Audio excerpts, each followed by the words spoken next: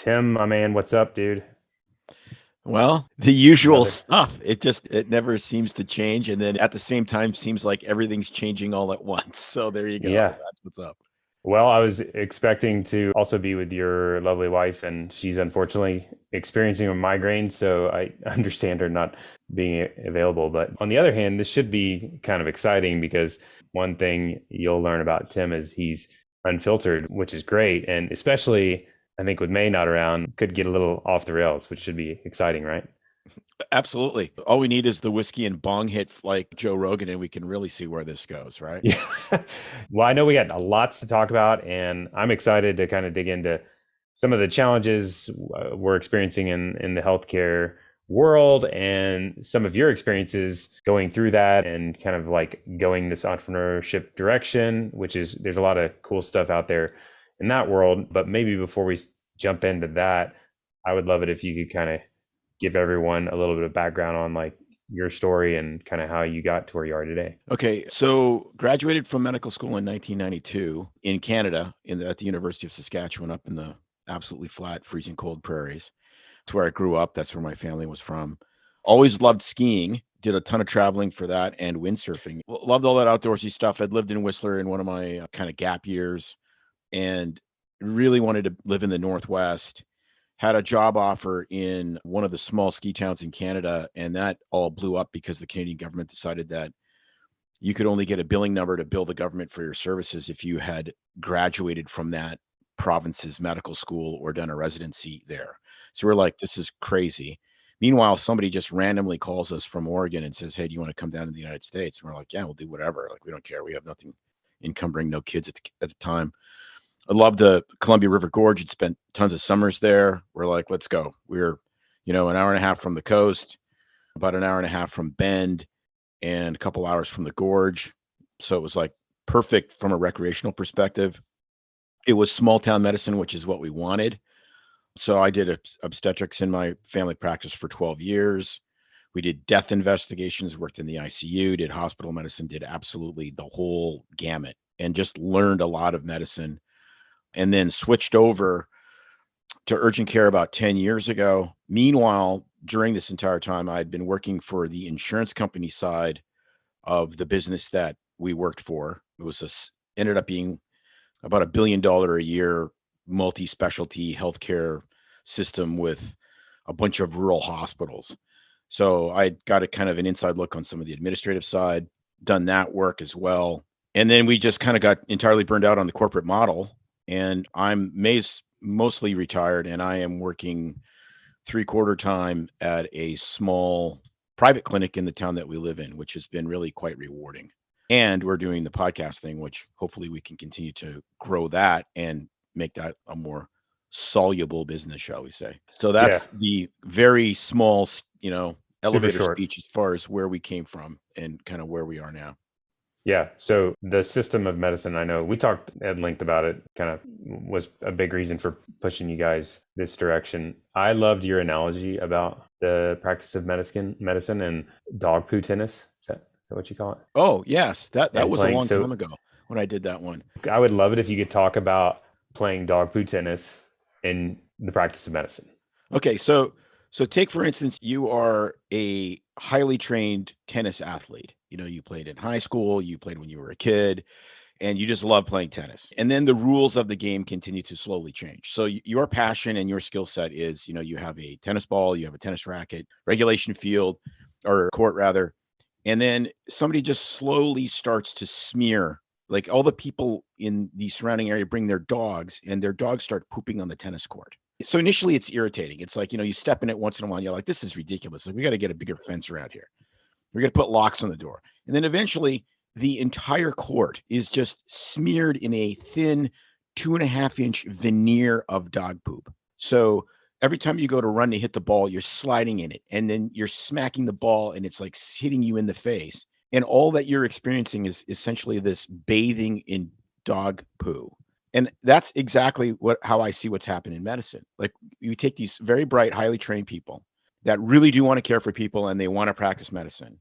And then you start adding these encumbrances, and it happens very slowly until you realize there's way more dog poo about this than there is anything to do with tennis. It is just a veneer of, you know what, that sort of resembles tennis and has very little to do with the game that I was trained to play. And I see corporate medicine, and maybe it's just because I'm older and jaded, but I see corporate medicine is that's where it is now. Healthcare isn't healthcare. Don't go to a doctor for healthcare. Go to a gym for healthcare. You should go to a doctor for disease care. If you're sick, you should see a doctor. I have a tremendous friend who's a great mechanic. He works me in all the time, fixes what's wrong with my car, but I don't get him to teach my kids how to drive. If you want to learn how to drive your body, that's what gyms are for. That's what nutritionists are for. That's what reading books are for. That's not what doctors are for. But somehow we've made this thing healthcare, and we want to drive everything through this unbelievably expensive insurance system, and somehow, and then have me be the purveyor of health for patients that don't care about their health. Like, as a primary care doctor, like, I can't imagine anything more frustrating, because you're not solving any problems. It's like playing tennis in a bunch of dog poo. It's exactly what it's like. But physicians seem to have an extremely high tolerance for playing in dog poo. Well, I think that's a problem. I think it's a problem. I remember one time I got in this confrontation with one of my colleagues, and I felt really bad. And I asked my wife about it, and she says, well, your problem wasn't that you got in a confrontation. Your problem was that your fuse is too long. And if you would have just dealt with, was that my fuse is too long. Oh, If you would have dealt with it, if you would have not let things build up, then it never blows up. If you maintain it, you don't need a new engine if you change your oil every 5,000 miles. I think that, medical training really does warp people into putting up with a lot of stuff you'd never put up with normally. And I think I think it's good and bad, right? Because, like the military, like, you got to put up with stuff that's really, really difficult, and you have to do it in a professional manner so you can maintain your skill set. But at the same time, it makes a lot of people very driven by, I think, things that are unhelpful in really helping people, helping yourself, your family, and bringing, evolving the medical system into something that's, mutually beneficial to provider and patient. Yeah, and I think there's harm that happens. Not only it's frustrating, obviously, to play in a game that's nobody wants to play in a bunch of dog poo, but I think the other effect is that you come home and you're grumpy. I mean, if you just got done playing tennis in a bunch of dog crap, you're going to be like ticked off at the world. And then you come home to your family and you're going to be angry at them, or even the patients. It's going to be harder to provide care, and it's going to get in the way of doing what you kind of set out to do along the way. So there's all these like secondary effects, I think, of just this system of healthcare that we're in. That kind of, maybe do physicians, is that top of mind with physicians? Are they thinking about these like secondary effects that happen? Yeah, all the time. But it's ridiculous, right? Because, physician burnout is the big thing, right? One of the last big systems I worked for, they have a physician champion for burnout. And so, they put us all in a room, and they're going to talk about what they're rolling out in the, for the system in the next 2 or 3 years, what their 3-year plan is, and how all the doctors are going to be part of this. And they start talking about burnout, and they sit there for 5 minutes teaching you how to do meditation by, like, focusing on your breathing and your feet and the chair and all this. And I'm like, okay, you don't understand. Okay. This isn't that I'm stressed out because I haven't been financially responsible, or I'm having a fight with my wife. This is a systemic cancer inside the entity, and you are the purveyors of the cancer. Okay. So do you understand that? That is like, I got thrown in jail for a crime I didn't commit, and they throw me in the cell with the most heinous offender. And as he's abusing me day and night, they put a picture of a beach in Hawaii and tell me just to imagine that I'm there. I'm like, no. I'm being assaulted. Maybe you can put me in another cell. So the burnout thing is very egregious to me, because it's like the discrepancies or the problems that we bring up in the healthcare system are somehow the physician's fault, because we're feeling this pain. When in reality, I think that physicians have a tremendous amount to own, because we gave our autonomy away to government regulators and gigantic insurance companies. We did that. We did that for financial security, because we're not generally, as a group, very savvy business people. So we have to own that part. We have to own the part that we married the alcoholic, because we did. I remember early in my career hearing these guys talk about, cutbacks from Medicare or the federal government or whatever. And I'm like, well, we've just made ourselves drug addicts for public money. That means that we're going to be doing what they tell us to do. We're the ones that went to medical school. We're the ones that own the knowledge of how to treat patients. We're the ones that are the only people that can bill for services. You have to be a medical professional to bill for services, which then flows through the system. Hmm. You have to be a physician or a nurse practitioner or a physician assistant or a physical therapist or somebody with medical training. And yet somehow we gave that unbelievable amount of power away to economic interests so that they would pay us and we wouldn't have to worry about it. Do you think most physicians agree that the healthcare system's all jacked up? Well, of course, virtually everybody. So like that seems to be the consensus. And like you're saying, there's a huge number of physicians and there's a collective, huge, massive amount of power with that group. But yet, and I think if, for instance, if somehow we could get everybody on board with just being like, let's go do a new system or whatever, like solve the problems, at least that would be a huge potential leap forward. But right now, everybody acknowledges the problem and nothing's changing. It's like they're just working within the problem and not, it doesn't seem like there's a lot of cooperation or like banding together of like, and you would think that there would be because of such like the groups, there's a lot more power within the group, right? Well, right. But there's going to be multiple solutions to this problem. And the last group practice I worked for, literally one of their practice locations had a picture of Fauci up on the wall that said, "In Fauci we trust." So I'm a free market, mostly libertarian guy. I mean, I can't countenance teaming up with somebody with those kind of like with that kind of just what I would call vacant, zero thinking sort of attitude. And that's the problem. I mean, politically for physicians, we're all over the map. You have very entrepreneurial people, which tend to be more conservative. You have people that are absolutely staunchly socialist, that the system should be a single payer and it should be the government that's the payer.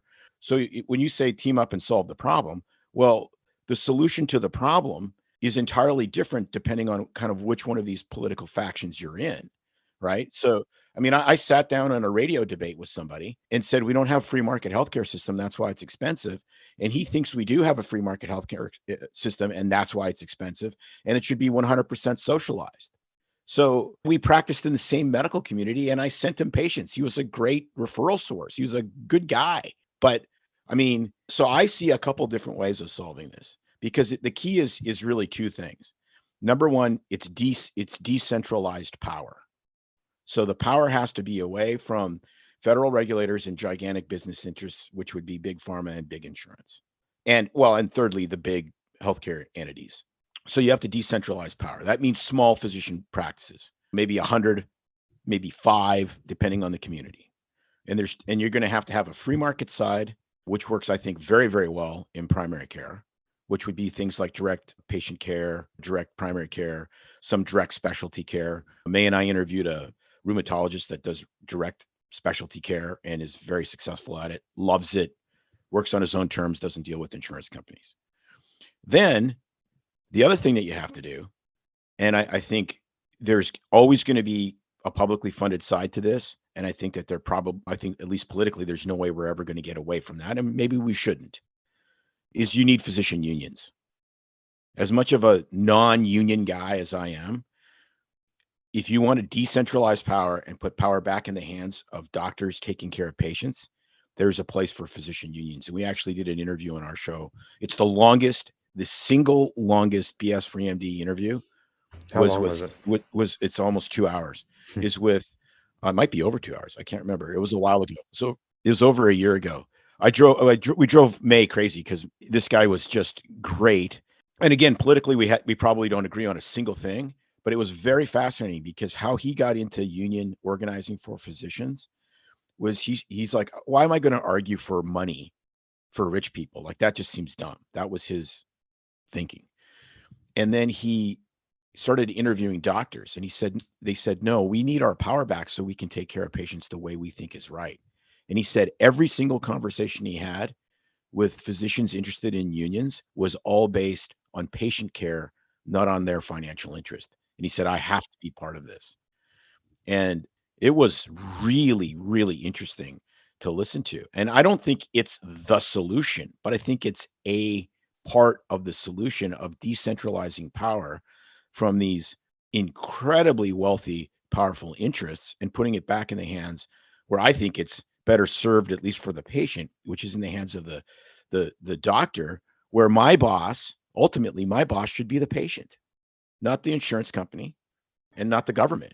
Yeah, that's like you said earlier. Direct primary care is I think the best example of current system where the boss is the patient because you've cut out all the middlemen and no insurance, no hospital system. You're just like patient pays provider and provider provides service, and patient pays as long as value is greater than cost, and it's pure and simple.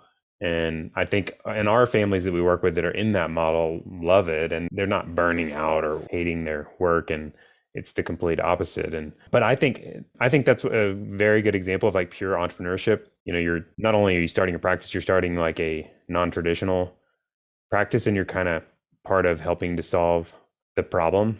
I think there's even other flavors of entrepreneurship that even what you all are doing is like you're starting a podcast and you're kind of talking about some of these issues and trying to work through potential solutions to them. My opinion, I'm curious to hear your thoughts on this. My opinion is that I think entrepreneurship is one of the best possible ways for physicians to like have an impact on the problem. It gets them into this like problem solving sort of situation, as opposed to now in the current healthcare system, they know the problems, but like there's no solutions. Like that's unacceptable to talk about the solution. Things don't get solved. It just kind of stays how it is. And they're kind of a cog in the wheel. But when you start talking about like, I'm starting a business or I'm creating a new thing that nobody has, like you were saying, rheumatology direct care, right? Is that what you said you interviewed Yeah. somebody Mm-hmm. on? That's Yeah. super interesting to me. That's like a new thing. I didn't even know it existed. Yeah, Michael Yu. He has, I'm not sure if he takes it. I think he's completely out of any insurance. Great guy, California. You can see him wherever he's licensed. He's got licenses in a whole bunch of states. And then it costs X for a new patient visit. It costs Y for a follow-up visit. He can prescribe medications, obviously, because he's licensed in a bunch of states. It's the perfect kind of specialty practice for, telemedicine. And it really, but there's lots. I mean, like psychiatry, you could do that way. The coaching world has exploded. I mean, May and I kind of mock it because now everyone's a coach, right? And so, but at the same time, we've kind of toyed with this concept of doctors are for sick people. Like I really believe Jesus was right when he says only sick people need a doctor. I mean, that's and it's really the key. This idea that you go to a doctor for health coaching is a very expensive solution for a relatively inexpensive problem. It's like I have switched over. I love building cars. I have switched over to electric impact tools because they are just unbelievably great, very powerful. So if I take my new favorite Milwaukee fuel impact wrench that can almost turn the earth and use it as a hammer, I destroy the tool because it's not intended for that. A hammer is used as a hammer. That's what it's for. And so talking to somebody about the fact that they should quit smoking or that they need to eat a certain diet and exercise a certain amount should not be done by somebody that spends at least 10, if not 14 years to train as a physician. You want me to solve complex problems based on disease, not be a lifestyle coach. I mean, otherwise I'll just get rid of my medical license. And May and I are considering this too. Just not having a license, not having any encumbrances of medicine, and then just being a lifestyle coach. I mean, I've done it for 30 years. I might as well just do it for cash, and I can do it online, and I can do it across the border. All my Canadian friends can do it. I mean, and it just seems so silly. Like we're counseling, we're getting paid for metrics in primary care based on asking people how many beers they drink. I get it. Alcoholism's a real big problem, but you're burning resource of the brightest, most expensive resource you have. There's other ways to do that. That's far more efficient and way less expensive. Yeah, I think there's all these solutions though out there, and I think we could go on and on. I have ideas of possible solutions and ways to kind of even an individual like you or someone listening could kind of start to make headway on solving some of these issues, or maybe if you're younger, like avoiding them as you go into practice. But kind of scary and goes against the grain of things. Like, I think in training, it's like this assumption that you're going to go work for a system and do the thing and whatnot. And it's kind of scary to go against the grain of things. But I think that is where it's at. Like, that's where when you're in a environment that's like just jacked up, toxic work environment, and you continue working in that, that is going to ruin you. You all, when we were talking before, you talked about the Bible verse from Matthew. Which one was it about? Soul, selling your soul. Oh, it's what is it worth it if a man inherits the entire earth and forfeits his soul? And the last corporate job that we had, we really recognized the fact that that is 100% the truth. Like, if you are trading your soul for money, it's never going to be a fair trade. And there's no amount of money that you can buy back your soul with. And I believe that's 100% true. Like, it really is. And so you will turn to other soul crushing activities to try to blunt that reality, like whether it's drugs or alcohol or illegitimate relationships or all the soul and mind numbing things that we do to try to escape our realities. But it's scary. Like, I get it. Like, we educate people, they graduate. You would know this more intimately than me, being in the financial services side of things. They graduate with 250 or $450,000 worth of debt. They could start their own business, which is going to cost them more money. They can build up a practice, which is going to take time. So you're kind of mortgaging your future on a time respect, or you can just go sign up for a company and live like a resident for a few years and pay off your debts and et cetera, et cetera. And maybe it's worth it for a while. But I mean, I've known lots of people that are stuck in jobs they hate purely because they got the payoffs from the government to go to a rural area to practice medicine and get their loans paid off. Yeah. And, they ties people into like 10-year contracts. Like, like, don't sign a 10-year That's contract. so long. 10 years, nobody knows what they're going to be doing. In 2 years, much less 10 years. Yeah, I mean, we were fortunate. We stayed in a place and raised our kids and for 3 decades, but I mean, that is not the norm. And I have no idea really. We have an idea where we want to live. I have no idea where I'll be living in a year, which is awesome. What would you tell, say one of your children is starting in practice, or maybe before that, maybe they're in medical school and they're like, hey, Dad, what path should I take in this healthcare system? I want to be a physician. What would you tell them? Well, I would say just keep your eyes open and understand exactly what you're getting into. So there are advantages to being in a big system because it's guaranteed income. You're not having to do the administrative load. You're not having to hire and fire people. But you have to live with all the choices that people that don't have your training are making for you. So that's an issue. But if you own that and recognize it, maybe you do it for a few years and then you start your own business or you start, become, I think the guys that go straight into like I'm a primary care doctor. So direct primary care, I think they're very, very happy and they're very deliberate in what they're doing. But I also understand it's very difficult to do that based on the financial structure of medical training and trying to get paid back quickly. So I recognize that. But I would always have the biggest thing I would tell them, which is totally different than what we did, is I would be developing side gigs the second I started practice and recognizing that your value as a physician goes way beyond seeing patients. And that took me a really, really long time to recognize. Can you talk about some like examples of what that might look like?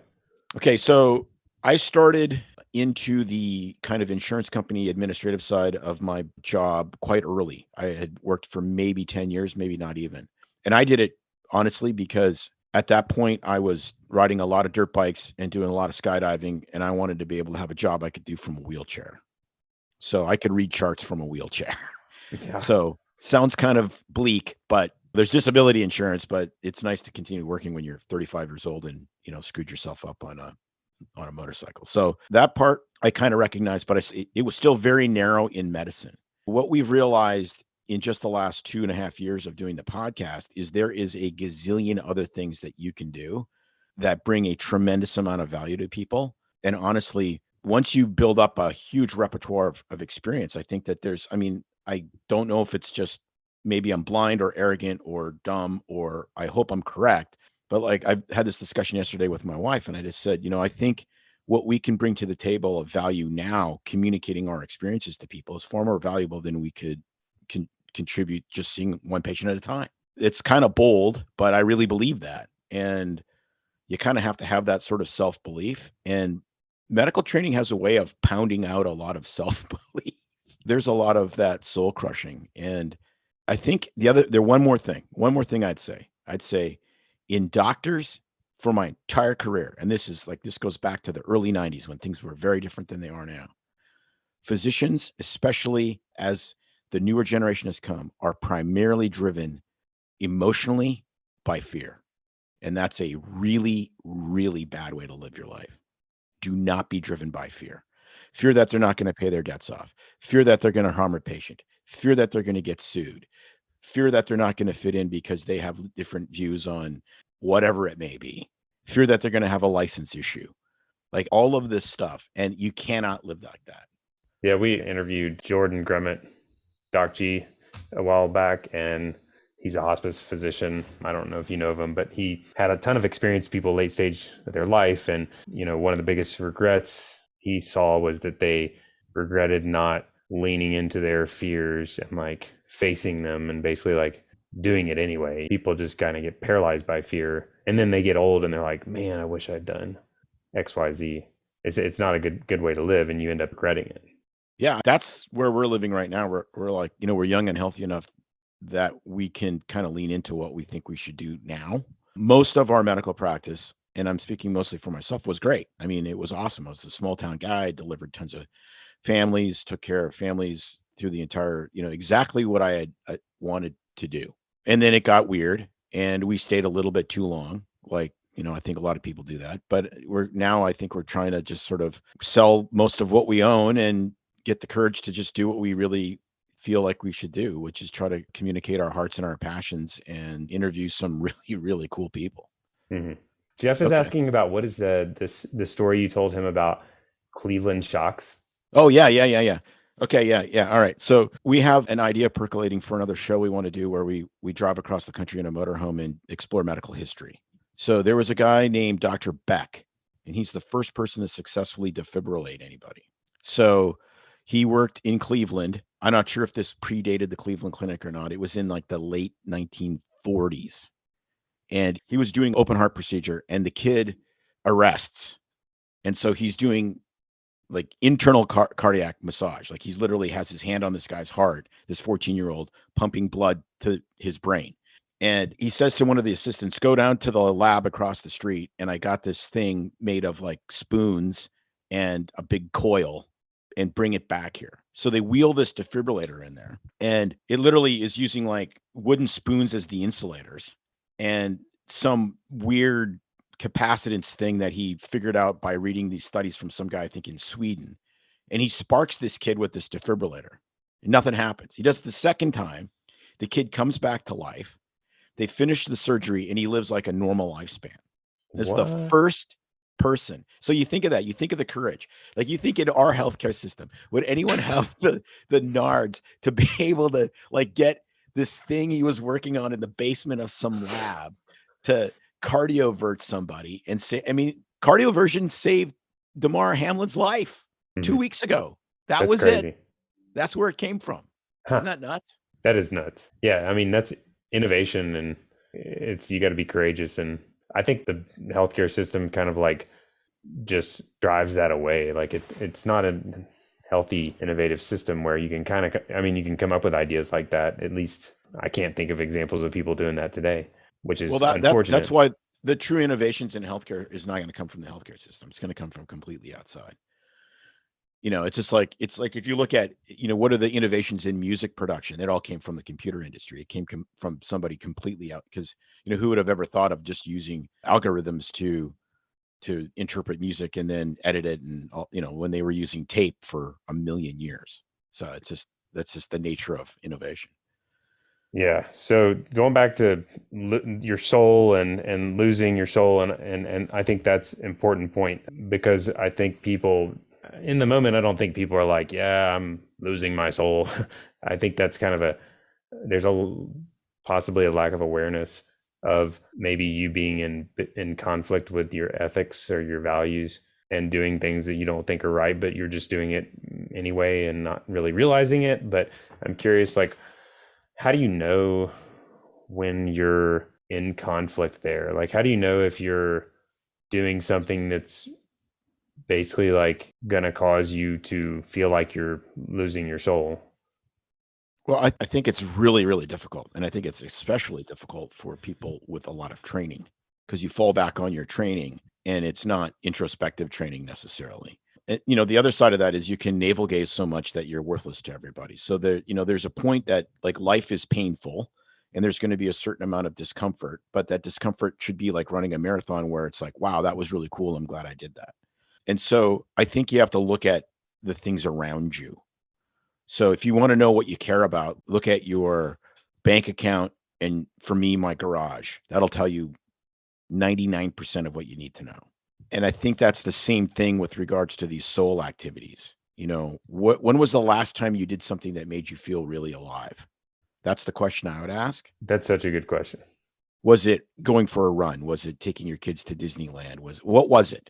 And then the next question is, what was it about that did that for you? So what was it for you? What was the last thing that you did that?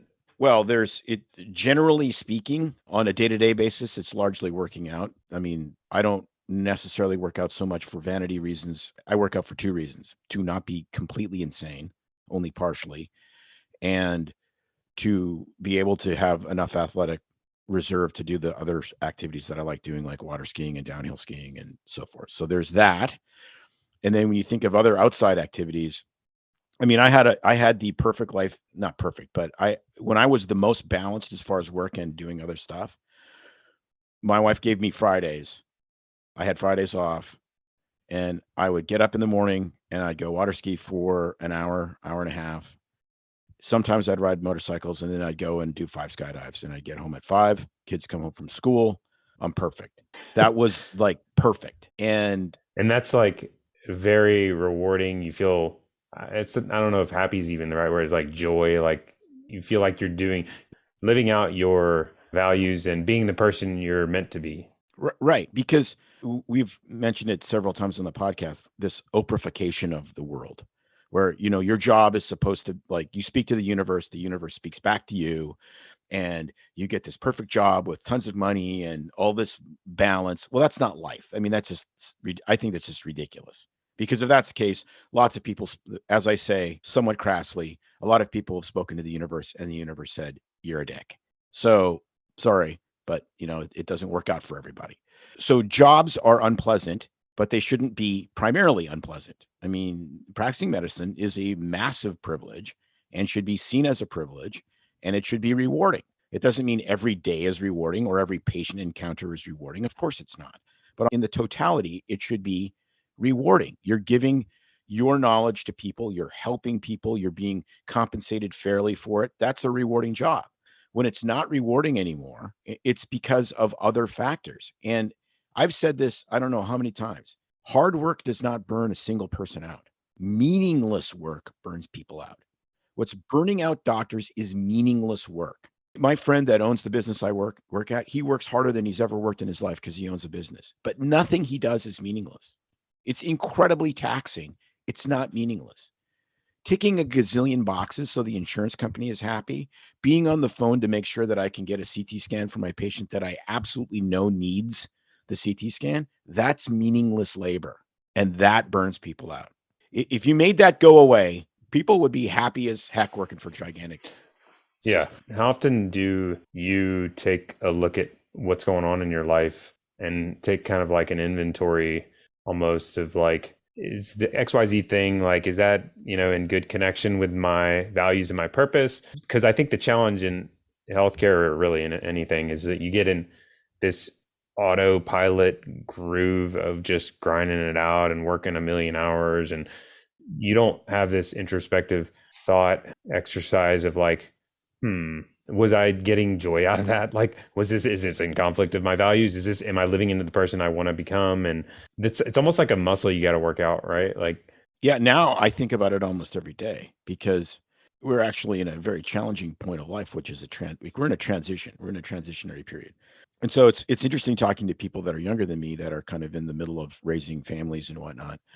It's like, wow, that's really exciting. Well, it's kind of exciting, but it's really quite terrifying because you saved money, now you're spending it and you're earning less, and We're trying to develop this property that we have and then sell it, which is a huge challenge because there's always a million factors that you can't predict. And I nailed it last night. And I think that this is the key. I said to May, I'm like, why is this so distressing to us? Like we can solve these problems. It's not the end of the world. And it's because we're doctors and we're used to solving problems and having control over situations. And you get into a situation you don't have control in, and it's unbelievably uncomfortable. Mhm. And that's good discomfort. I think it's super duper healthy because that's working out, that kind of discomfort where, you just lean into it and you go, okay, well, what's the next step? And then you just do the next step. So I think about my life inventory now at least a couple times a month, if, in more detail. And I talk to it with May a fair bit. And the other thing that's really, really important is you got to have relationships completely outside of medicine where you can bounce some stuff off of people. Like true relationships where you're actually vulnerable and you can speak truth and all that.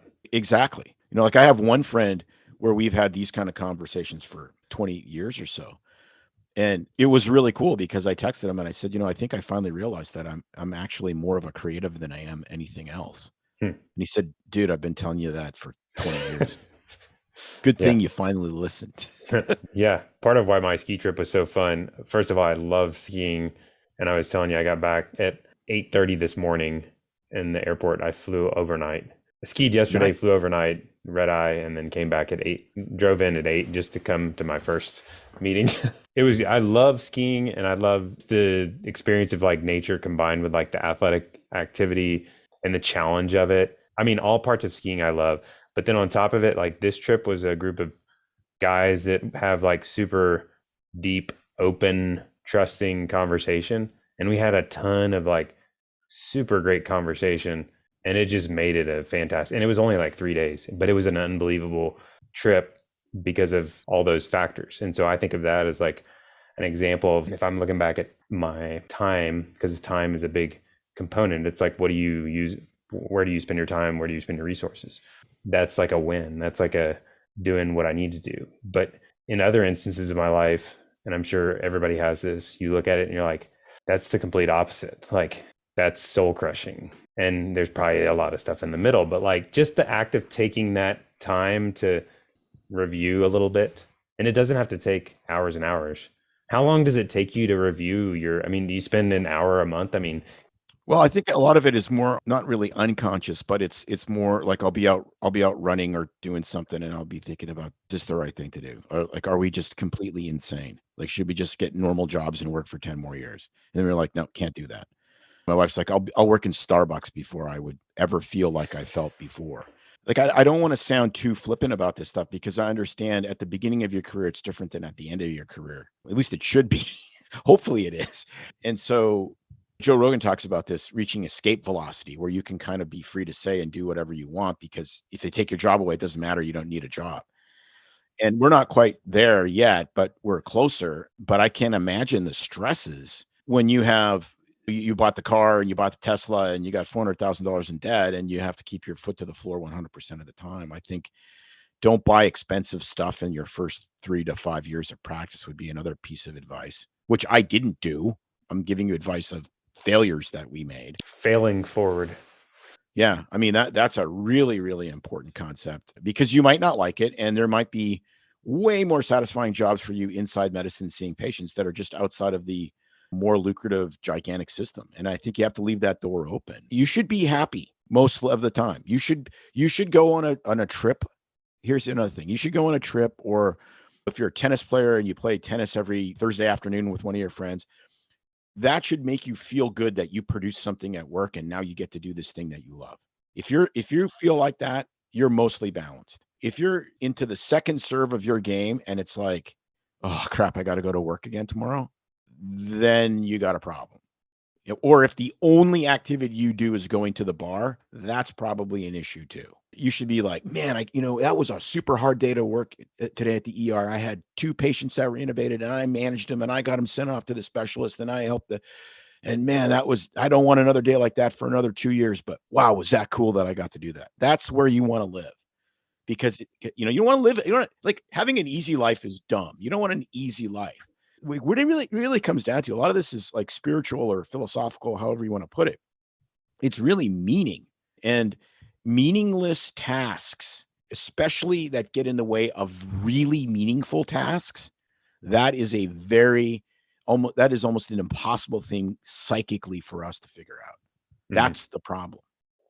Yeah, and I think there's a lot of people that don't feel like you were just describing about their work. They're just like they come home and they go to the bar, or they come home and they're playing tennis, and it's bogging them down, and they're like, I gotta go do some work stuff or whatever, and it's definitely causing problems. But I think there's a lot of paralysis around dealing with that. And so this is where I think money can possibly be. There's a lot of factors, but money a lot of times comes into play. And it goes back to, like we were talking about, fear usually is the underlying issue. Is there's this fear of not making change, which could potentially cause financial instability, and especially if you've kind of gotten used to this lifestyle with the high paying job. And so at that point it's like paralyzing almost to even consider a big change when you're in this chronic environment. But at the end of the day, like, you have choices, and I don't think money doesn't directly buy happiness. Like, you don't, a lot of people think that the money is the solution. They're like working through this train wreck job situation so that they can get enough money to go do something else. But that in itself doesn't solve the problem. I think you don't have to be financially independent to say no to a terrible job. Exactly. But you have to, I have this affliction. It's called old cars. And like I told May, I mean, the thing is, why do I do the hobby? Because it makes me happy. I share it with my friends, and I've done it since I was a teenager. But if I knew that I was going to be 15 times more satisfied with my life by getting rid of that hobby, then you just get rid of it. But most of us don't want to take the time to look at it and go, well, what if I got rid of this? Like, what if I took the 4,000 square foot house and lived in a 2,000 square foot house and moved to a slightly less affluent neighborhood and drove 10-year-old cars? If I did that and that freed up the cash to have a different job that I really was satisfied doing, why would that be bad? Like, it's not bad. It's an absolute net benefit. And your kids don't care. They don't. They want to know that you're there. They want your time, and they eventually want to, have relationships with other kids. Not everyone's kid is like my son, who, when he was 8, said, "If you're not going to take us to Disney World, why did you have kids?" Oh my gosh. Uh, wow. So, That, yeah. And that, I was like, he is a genius, though. He's an aerospace engineer, so something turned out all right. So, it he was already thinking. yeah. Yeah, way That's ahead. That was the same kid when we read the Bible verse about you can't serve God and money. He started weeping when he was like 6. He's like, I really like money. oh, you serious? Well, most people don't go through that experience until they're like adults. Yes, It's exactly. a very But mature thought. yeah, it was. Well, he's always been sort of the old soul in that regard. So it's kind of interesting. So work-life balance doesn't exist. You Yeah. just try to get closer. And when you get it, you'll get it for 2 seconds, like walking on a Mm, tightrope, and then you have to get it for another 2 seconds. But it can be pursued, and it can be better. And medicine should be satisfying. We gave mm. up way too much to do it, to not be satisfied by trying to help other people and build something of benefit and reputation and all of these things we went into medicine in the first place for. Last few minutes, I want to kind of shift gears a little bit and talk about like your experiences with following more of your purpose and, like, meaning, and what we were talking about. And it seems like you're, pretty well in tune with that. And I'm curious to kind of hear, like, what does that look like now? Like, how are you following through with that? And I know the podcast is such a great vehicle to kind of help. That's one of the avenues to potentially use to do that, but maybe we could talk about that. Yeah, so there's really two things for me personally. One was helping one of our former residents establish a clinic in a town where, we have a fair bit of, I guess I'd say, political or at least reputation capital. Patients like us, they've seen us. I delivered tons of them. I'd be delivering the kids I delivered now if I was still doing obstetrics. So we did that. And then we did something very interesting. We started hiring people well within the guidelines of the law, but we didn't have vaccine mandates in our clinic. So when we started up in September of 2021, we could hire a whole bunch of people that wanted to opt out of that. So that was easy. So it was quite easy to find good people, actually. And then we started treating COVID. We just said, we don't care if you're sick. We're just going to treat you. So we managed to get our hands on a ton of monoclonal antibodies. The Oregon Health Authority was actually really generous with that. We just asked and they said yes. And we became kind of this startup de facto COVID treatment center, Hmm. treating people with, EAU, approved medications, didn't have to go, off the reservation on other stuff, told people what nutraceuticals to take. And we treated about 1,000 patients in a town of 10,000 people. And that was fun. That was like you're feeling good about work. Right. I mean, we've talked about this. May and I have talked about this extensively. I mean, it's like this is a worldwide pandemic. This is my Normandy as a doctor, and I'm just going Yeah. to sit in the duck boat. No, this is when we're supposed to go out there and dodge bullets. Yeah. Fun is probably not the right word, but it was satisfying. Doing Imagine. good work. I mean, like hard work, doing good work, feeling good, sleeping good at night. Yes. So there was that, and then the whole entity of the podcast has just introduced us to people that have completely changed our outlook. Not so much on like our core principles of how we live, but have reinforced those and really taught us that there's other things that we can do that bring value. Because that's the hardest part now is we're at the stage, we've done this for a couple of years. We have a body of work. We have people that listen to us regularly. We have people we're trying to get to listen to us, but we're still in the stage where getting this to monetize it to essentially replace our income is, that's the challenge. The business side, which we are not savvy at, is kind of where we're entering into now. And that's, it's a little scary, but we're doctors. We got licenses. You got a backup plan. If things go horribly wrong, I could do locums for a couple of years. I mean, the Hmm. world won't end. That's good scary though. That's like leaning into your fear of and but you kind of know deep down it's probably the right thing to do, but you're like it's also a little scary. Yeah, I think so. I mean, I am so convinced about a couple of ideas that we have for shows that we really have to just push. Like you do it, it's weird, but I learned this literally the first or second day I was an attending physician, which is when you start something new, even if you're the most well-trained guy in the entire world, when you're on the sharp end of the rope, you have to pretend that you're a doctor. That's what it feels like. You've got the credentials, you've got the training. They tell you that you can see patients on your own. But when you first start, you feel like you're pretending, and that's okay. So I'm just going to pretend like I'm good at talking, you know, but that's what it feels like. And doctors are terrible for imposter syndrome because we've always been told you got to fit into this mold of doing what you're told or you're going to kill people. And most of the time that's absolutely correct. So Yeah. it's not a bad thing. Yeah. Do you wish you had made some of these shifts earlier? But yeah, 100%. 100%. We bought our forever house when I was not mid 30s, but we stayed in it forever. So that probably financially worked out. But I would have left corporate medicine way, way, way, way earlier, like at Mhm. least 10 years earlier. It would have been a bigger risk potentially, but at the same time, now I had 10 years of accruing, potentially in a business with enough different arms of income that you have more passive income. That's for sure. And, 45 would have been the perfect time to pull the ripcord and say, I have a whole bunch of training and I'm valuable. Yeah. But you get lazy. Medicine after 15 years is not as challenging as it was, when you're 5 years into it and you punch the clock and you know what you're going to get paid and it's easy to take nice vacations. And as I would use in my biker terms, I should have nutted up way earlier. Hmm. Yeah. Right. I mean, but it's a hard decision in the moment. And Right. And if it's it would have catastrophically failed, I might have told you that I made the right decision now. So you don't yeah. know. I mean, but failing, that's the thing. It's not really taught in a lot of these principles are not taught in medical training at all. It's one of my favorite books is called Failing Forward, John Maxwell. And it's just this basic entrepreneurship concept that like failing is a good thing and it's one step closer to where you want to go. And so the faster you can fail, the faster you get to this place of solid. Yeah, and it's I heard another really interesting. I think it was Glenn Beck who's talking about this, who is LDS, and he goes, how come so many Mormon men are successful at business?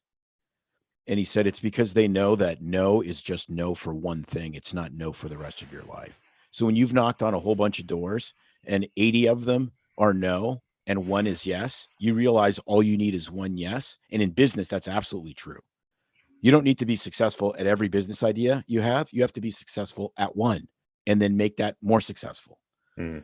And that's super, super powerful. And it's weird because we've got to a place now, we've asked the weirdest people for interviews and they say yes.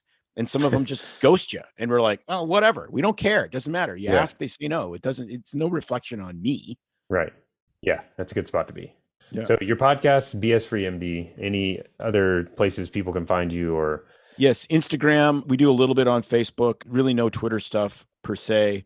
Instagram, if you want to see more of the wacky side, please follow us on Instagram. It's just BS Free MD. You'll be able to find it really easily at Instagram. There's some very interesting videos on there. Yeah. Yeah, definitely check out the podcast too. They have a great podcast.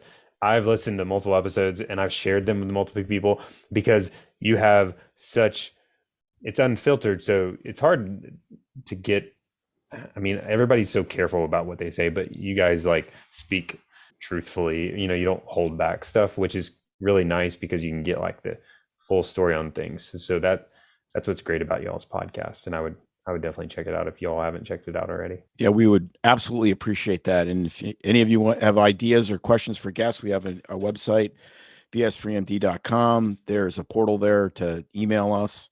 And yeah, we're always open. We've interviewed top field dragster champion who had all sorts of medical problems. Eddie Braun, who was a Hollywood stuntman that recreated Evel Knievel's jump over Snake River Canyon, but actually succeeded.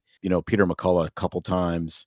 It's just been really, really fun. And we've made a bunch of friends. We travel around now and go meet people just because we talk to them on a podcast.